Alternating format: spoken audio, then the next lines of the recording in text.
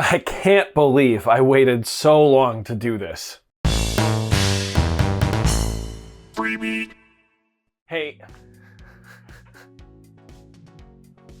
Hey, how's it going, everybody? Welcome to Freebeat. Today's patron shout-out goes to Andy Bodger. Thank you so very much for the support. Let's get started. Behind me here, as you can see, is my live rig. Now, I've been working on this for about a month or so, maybe a little longer, right since I got back from KnobCon, actually. I made a video on it last week showing the progress of where I was at, mentioning that I was just basically missing a few things before it was complete. Now, truth be told, I actually filmed that video close to 3 weeks ago, so some time has elapsed since then, and, well, the setup is now basically complete. As you can see, I have added the 1010 Nanobox Fireball, as well as the mixer that I was hoping to get my hands on. I did the 1010 Blue Box. Now, I'm gonna be honest, I thought that the Blue Box was the final thing that I needed to purchase for this setup. You know, I had all the synths, the drums, the sequencer, the backing tracks, and the loop stuff, vocal effects, microphone, drum pad, there's a pedal down there you can't see. I had everything, and I thought the setup was done. You know, the mixer to connect it all, and, you know, then I'd be ready to go. Well, turns out the mixer doesn't quite connect it all. No, cables are what connect it all into the mixer.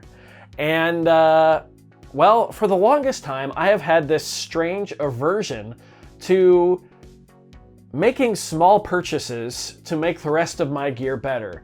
It's happened with MIDI cables, it's happened with stands, it's happened with cases for ease of transport, and it's happened with cables in the past, but never this bad. I'm gonna reveal something here that might be kind of crazy. I have never purchased a 3.5 millimeter cable, at least since I got into electronic music. I've always just had some laying around. I've always, you know, used ones that came with gear, or that came with, I don't know, like an old cell phone back in the day, or like a stereo system from a long time ago. I have never purchased brand new 3.5 millimeter cables. But as I started to put this setup together, I began to realize I was gonna need quite a few 3.5 millimeter cables. The ones that I have, while they do technically work, the lengths are all wonky, some of the jacks are going out because some of these cables, like this orange one here, are over 15 years old. I mean, just look at this mess. Keen-eyed viewers might notice that I don't even have enough cables to plug in my new 1010 Fireball to the Blue Box. There's just no audio going out of the Fireball right now. If I want to use it, I have to take it over to my main setup and play it over there. I have not yet been able to use it with this setup because of the lack of cables over here. Now, I know this isn't the most exciting topic, but I wanted to address it because it's so huge. And I know it probably is common sense to a lot of people, you know, have the cables you need. But this is not the first time I've struggled with this, and I know there are other people out there who struggle with it too. So if this video convinces one person to go out there and buy the cables that they need to actually use their gear in a, you know, proper way, then I'll consider it a win. Also, yes, as you may have guessed, I did order some proper cables, and as of about 10 minutes ago, they have arrived. Now, this is 4 2-packs of 2 meter 3.5 millimeter cables. So I've got 8 total right here, about 6.5 feet each, and that should be enough, if my calculations are correct, to plug in the audio of everything to the Blue Box, as well as get MIDI set up across all of the gear. Because right now, MIDI-wise, all I have going on is the key step into the E4 and the 5S, and then the SPD into the Razzmatazz, and I want to have everything interconnected, and that'll allow me to start working on things like program changes between devices, to let me start sequencing other gear with the Play, which I'm really excited to do, and it's just gonna bring the setup together. So I am now going to unplug just about everything here and completely redo it using these cables in a much more organized and proper way. Let's see what that looks like.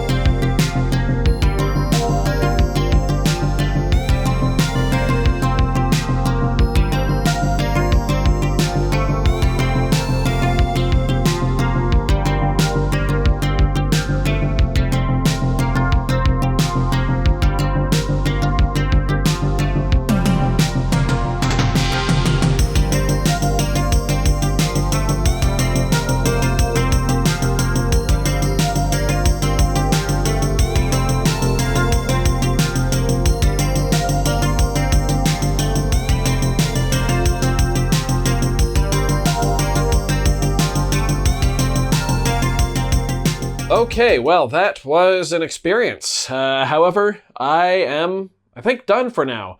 If we look underneath and behind, we'll see that there still is a bunch of spaghetti just hanging there. However, I kind of expected that, and that's because I haven't yet figured out exactly how I want to do all the cable routing and the device routing, because I haven't had the cables to play with the setup until, just an hour or so ago. Yeah, that took about an hour, by the way. So I'm really kind of kicking myself for not spending the $24 or I think maybe $26 to get all 8 of those cables and, to not have those ready to go as soon as I came home from my miniature trip with the Fireball and the Blue Box. It would have been so much easier. I would have been a week ahead of schedule.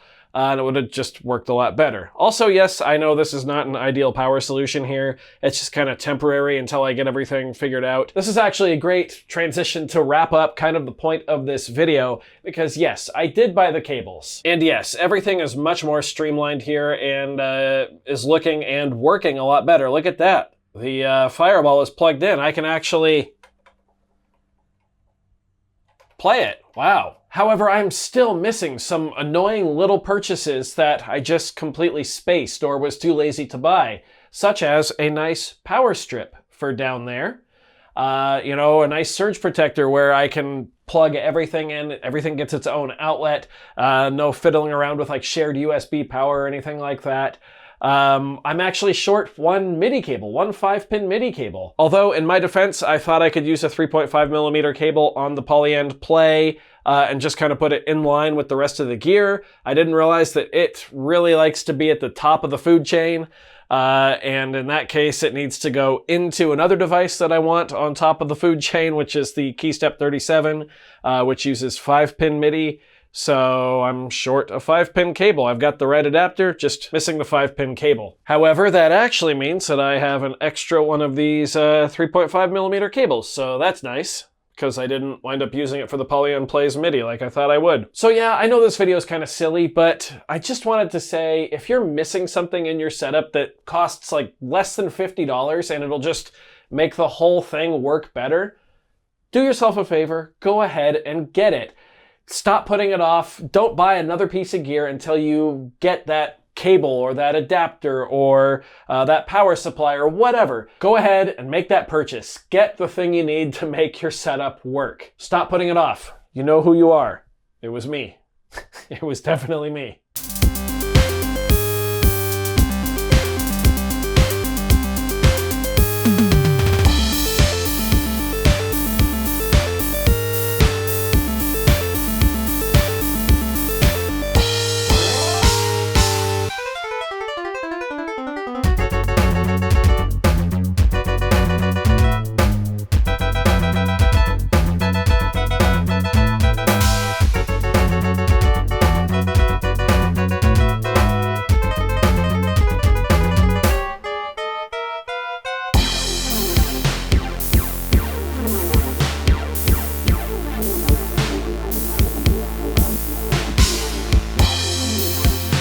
Alright everybody, I do hope you found this video informative, or who knows, maybe entertaining. If you did, be sure to leave a like on it. If not, you can always leave a dislike, that's okay too. Doesn't hurt my feelings, just makes me try that much harder next time. Either way, be sure to hit that subscribe button, ring that notification bell. Thank you all so very much for being here. Thanks for watching, we'll see you next time.